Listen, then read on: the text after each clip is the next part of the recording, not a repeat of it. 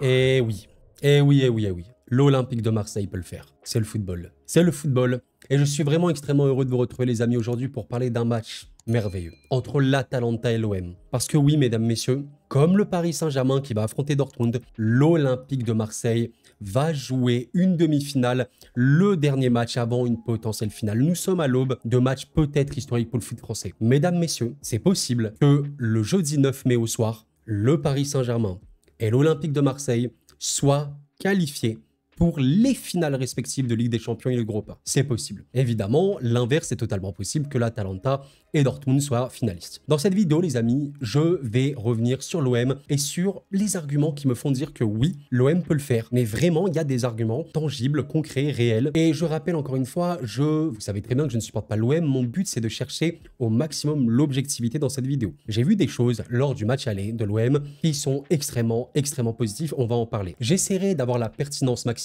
Ne m'en voulez pas si jamais je suis un peu maladroit, un peu comme ci, comme ça. Je ne connais pas parfaitement l'OM, je ne connais pas parfaitement l'Atalanta non plus, mais on va essayer d'en parler tranquillement. Avant de commencer totalement, je tiens à dire que j'avais préparé une vidéo de débrief qui n'est pas sortie. Il y a eu un gros problème avec YouTube.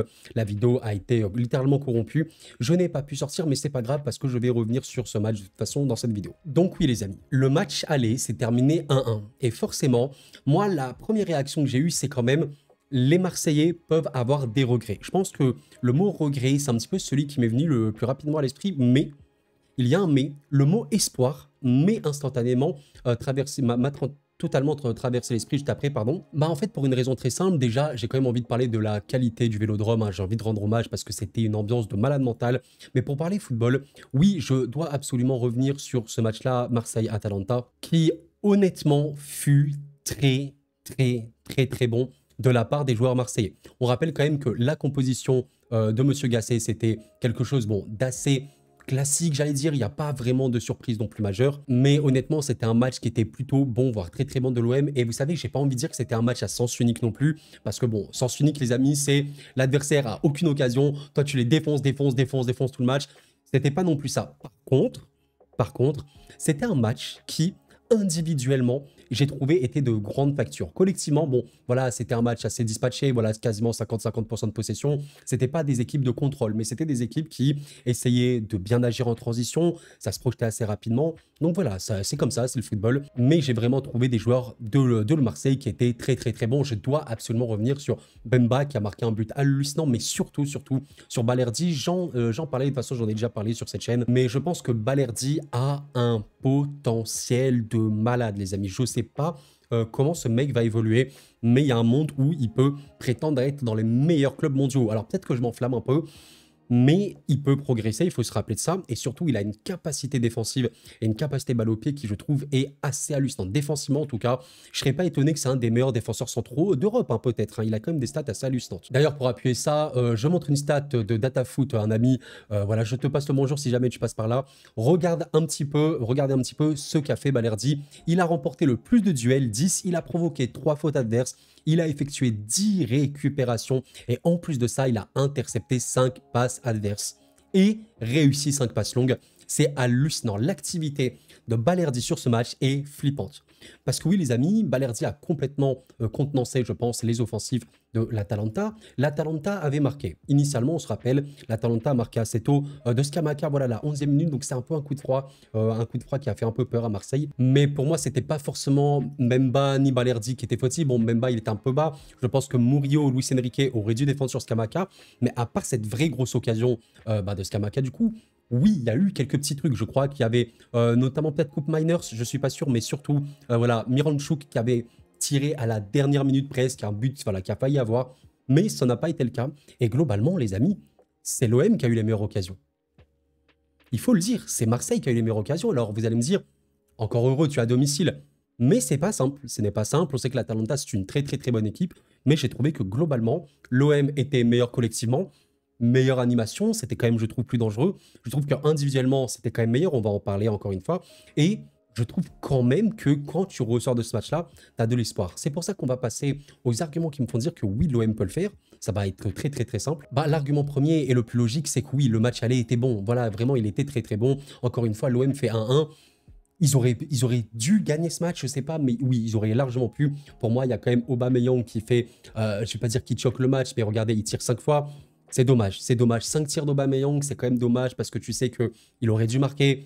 Il y avait une occasion hallucinante d'Aubameyang qui avait, je crois, réussi à choper le ballon dans l'axe, je sais même plus. Même de Mombagna, on rappelle qu'il avait réussi à choper le ballon au gardien, c'était quand même assez incroyable. Il faut également rappeler qu'il me semble qu'Ismail Assar a marqué pour une position de... Mais le but a été refusé pour une position d'hors-jeu de rien du tout, les amis. De rien du tout, je crois, de Luis Enrique. C'était vraiment très, très triste. Donc forcément, les amis, cet argument, il est extrêmement important. L'OM a été meilleur. Donc quand tu es meilleur que ton adversaire, quand tu te génères les plus d'occasions, quand, bah, honnêtement, tu aurais pu les battre, quand même, tu es dans un bon espoir. Pour moi, l'argument numéro 2, au-delà du match aller qui a été très bon, où ils peuvent se poser sur ça, l'argument numéro 2 et pas des moindres, c'est la capacité individuelle à être fort. Honnêtement, alors oui, ok, je suis d'accord, l'OM non plus, individuellement sur le papier, c'est pas le top 5 monde, on est bien d'accord, mais je suis désolé, c'est quand même dans le très très très haut du panier. Il faut vraiment vraiment pas se mentir là-dessus, c'est extrêmement bon. Il y a de la grosse qualité individuelle chez cette équipe, malgré le fait qu'il y a des joueurs qui n'ont pas forcément été au niveau, je pense notamment à Klose, que je pense qu'il était un peu cramé, ou Verretou, regardez Verretou, et honnêtement, un des meilleurs milieux, en tout cas de France facilement. Je pense que c'est bon, largement un des meilleurs joueurs de l'OM. Son niveau max à Verretou, il est extrêmement élevé, il faut le dire. Il n'a pas été forcément très bon à Marseille. Je pense que voilà, il était peut-être un peu cramé, je n'en sais rien. Mais quand vous regardez un par un, là, honnêtement, individuellement, c'est très lourd. C'est très très lourd. Bemba, je crois que c'est le deuxième meilleur buteur de l'OM en Europa League après Aubameyang, c'est super bon. Balerdi, j'ai pas besoin d'évoquer, il est vraiment top tier. Je pense que la qualité au milieu, que ce soit Harid, Kondogbia, que ce soit Verretou, quand tu vois qu'il y a potentiellement Unai, c'est énorme, honnêtement, c'est énorme. Klose, dans l'absolu, c'est toujours un très bon joueur. Et la capacité offensive marseillaise. Ismail Assar, voilà, à un moment, là je parle du potentiel max, les amis. Comprenez bien un truc, là j'évoque individuellement des joueurs, c'est-à-dire le potentiel max, c'est-à-dire que sur un match, ils peuvent exploser. Pour moi, il y a énormément de joueurs qui peuvent se transcender le temps d'un match. Ismail Assar, sur le banc, il y a potentiellement Mombagna qui, ok, je suis pas d'accord, lui, c'est peut-être un peu moins, mais Ndiaye qui a fait une très bonne entrée. Les amis, regardez Ndiaye, il a fait 3 dribbles en rentrant, qui est le record du match. C'est quand même assez dingue, c'est vraiment dingue. Donc il y a de la qualité et forcément, il faut que je les bloque, les amis. Il faut que je l'évoque. Pierre-Emerick Aubameyang. Mais qui est ce mec? Qui est ce mec? Les amis, je suis halluciné par le niveau d'Aubameyang. Vous savez, il y a des joueurs qu'on peut considérer importants pour leur collectif, pour leur bien-être. Le niveau d'Aubameyang et l'importance qu'il a à l'OM actuellement, c'est un délire. C'est un délire. Et je suis désolé, mais je me mets à la place d'un Marseillais. Je me mets à la place. Je suis en mode, bon, ok, à la maison, t'as pas réussi à gagner, mais au moins t'es invaincu. On sait qu'à l'extérieur, on a du mal, mais on a de la capacité à pouvoir marquer à tout moment. Et Aubameyang est le meilleur exemple. C'est littéralement un des meilleurs joueurs de l'histoire de la Ligue Europa. Je crois que c'est le meilleur buteur de l'histoire de la Ligue Europa. Il est en train de faire une saison irréelle à Marseille. On est obligé de compter sur lui. Les amis, 5 tirs contre l'Atalanta. 5 tirs pour Oba contre l'Atalanta. Donc, quand vous mettez ça point par point, le fait que l'OM a fait honnêtement un match très bon. Je pense globalement, il était très bon. Le fait que l'OM a montré une capacité collective et même surtout individuelle de très bonne qualité. Il y a des joueurs qui peuvent se hisser à un très bon niveau. Quand tu sais en plus que des cadres, que peuvent être Klose, Verretou, même Kondogbia, ou même Ismaïla, qui voilà, n'ont pas non plus été ultra transcendants, peuvent s'élever, il y a des vrais arguments. J'ai envie d'ajouter un argument supplémentaire qui, bon, pour moi ce n'est pas le plus important, mais je dois l'évoquer. OM Atalanta. Qu'on le veuille ou non, l'Atalanta Bergame, aujourd'hui, c'est une excellente équipe, il n'y a pas de problème.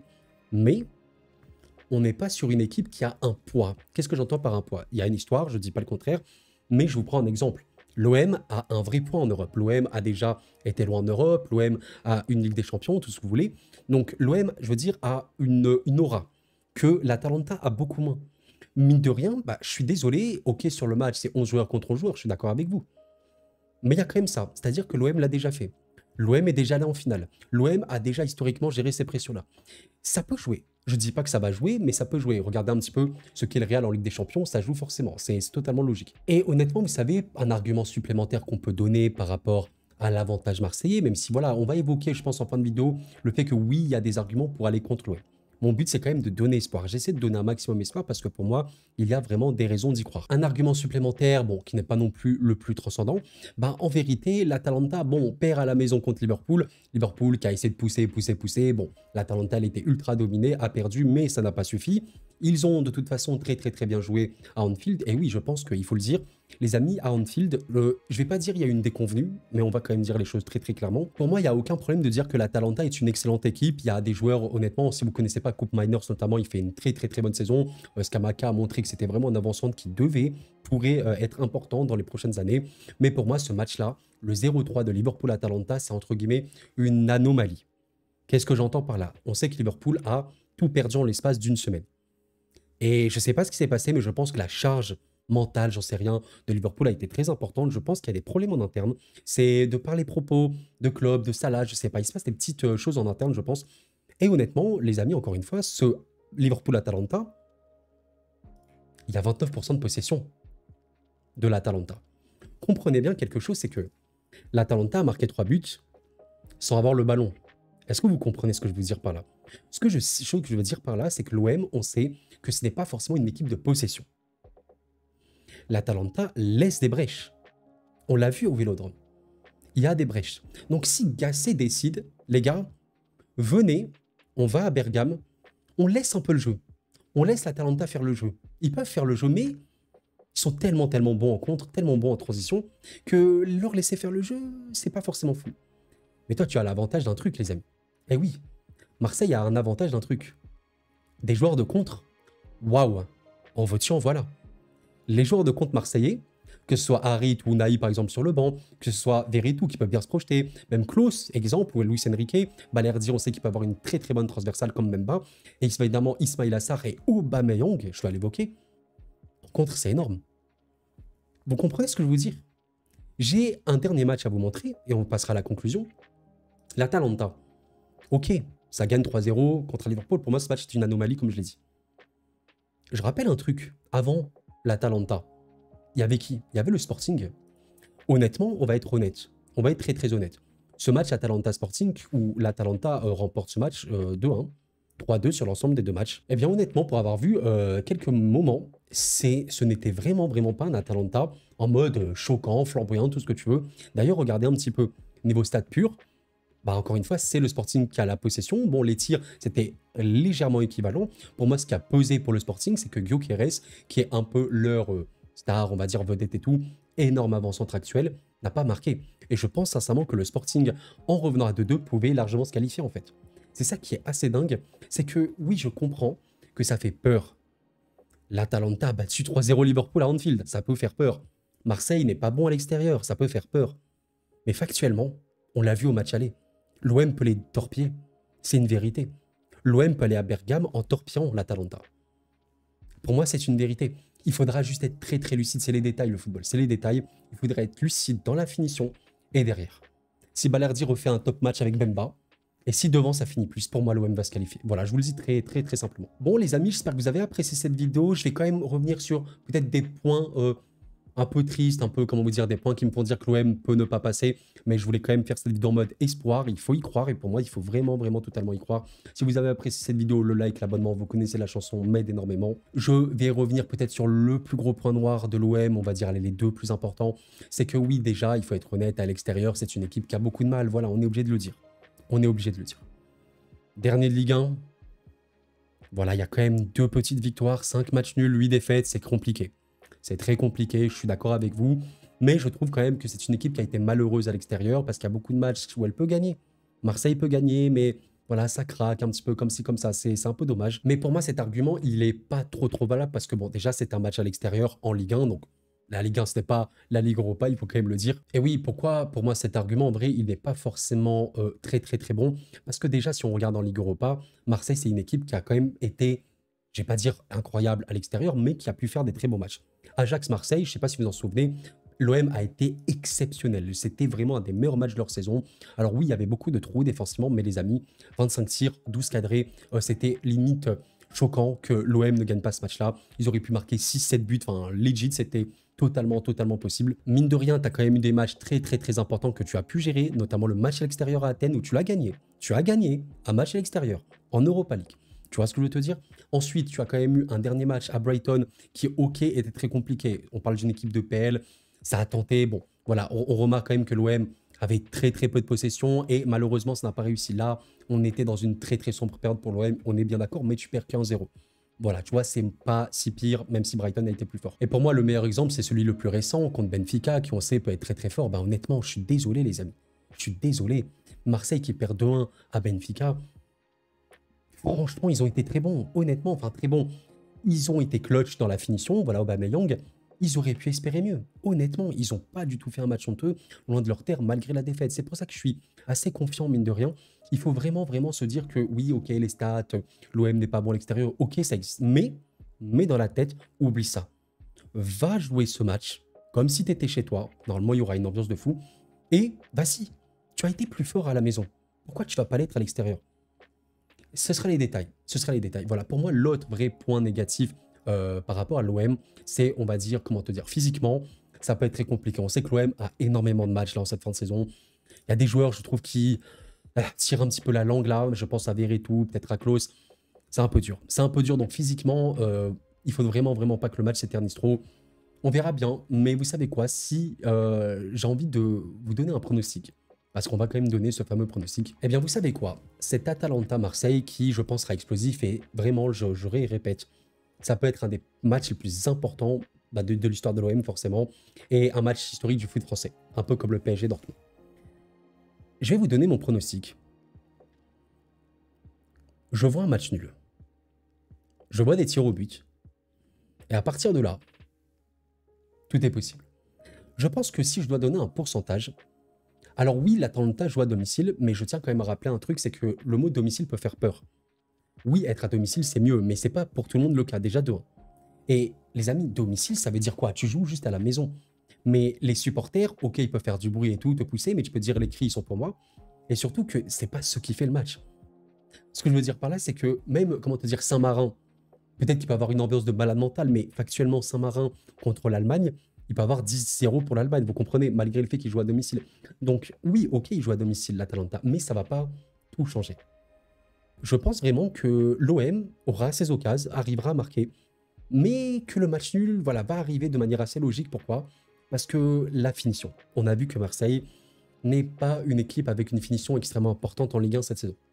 Globalement, sur leur saison, ça pêche beaucoup. C'est dommage parce que, ok, il y a des joueurs individuellement de fou. Aubameyang, il est littéralement monstrueux. Il faut plus de finition. Si l'OM a sa finition, je pense qu'ils vont se qualifier avant la prolongation. Maintenant, j'ai un peu peur que la finition pêche. Je vous mens pas. En fait, vraiment, je me refie par rapport au match aller, mais il y a eu des tirs, évidemment, côté Atalanta. Bon, Scamacca qui a marqué, mais à part ça, il n'y a pas eu des millions d'occasions. Honnêtement, oui, Coupe Miners peut-être. Mironchuk, je crois qu'il a une grosse occasion. Ah oui, Lookman. C'est vrai que Lookman, il avait fait un peu de dégâts côté gauche, mais honnêtement, c'est l'OM qui a eu ses occasions. Memba, il met un but de port. Aubameyang, il doit marquer, honnêtement. Ismail Assar, il met un but hors jeu. Harit tire sur l'équerre, enfin, sur le coin de la cage. Les amis, c'est des occasions de fou. C'est des occasions de fou. Et je pense vraiment que la clé pour l'OM, ça va être de jouer décomplexé. Ne pas se mettre plus de pression que nécessaire. Ça va être un travail énorme de Gasset, de son staff, évidemment des leaders de ce vestiaire. Je pense à Oba, je pense à peut-être Veretout, etc. Ok, on se calme. On souffle. On souffle tranquillement. Et on part tranquillement. Un peu comme le PSG Dortmund. Parce que le PSG peut se qualifier, mais on se calme. La sérénité.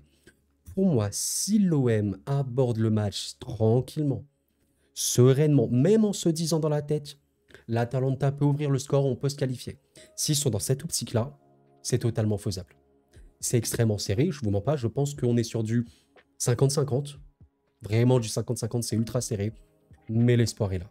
L'espoir est là, les amis. Bon, j'espère vraiment que vous avez apprécié cette vidéo. Je suis vraiment ultra hype pour cette fin de saison, encore une fois. Même il y a l'Euro qui arrive, forcément, c'est trop bien.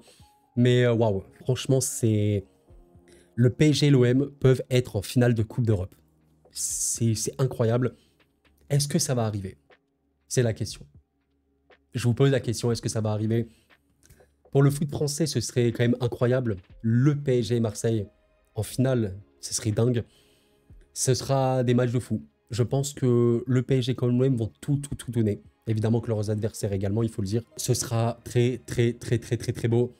Et n'oublions pas que l'espoir est le dernier à mourir. L'espoir, c'est normal. Espérer, c'est normal en tant qu'être humain. Comme rêver, les rêves sont normaux.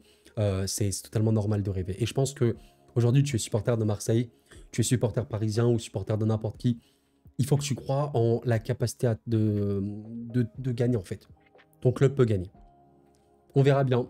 Ça va être dingue, j'ai super hâte. Et d'ici là, portez-vous bien, les amis. Prenez soin de vous, c'était Koro. Et la paix sur vous.